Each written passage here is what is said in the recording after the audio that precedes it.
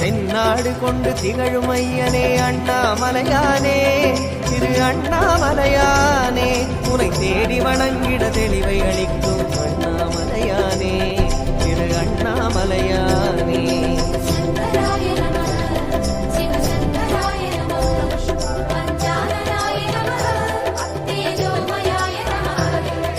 கண்ணால் இரண்டு கதிரொளி காட்டும் அண்ணாமலையானே, திரு அண்ணாமலையானே, உனை கொண்டார் நமக்கு உயர்நிலை கூட்டும் அண்ணாமலையானே, திரு அண்ணாமலையானே.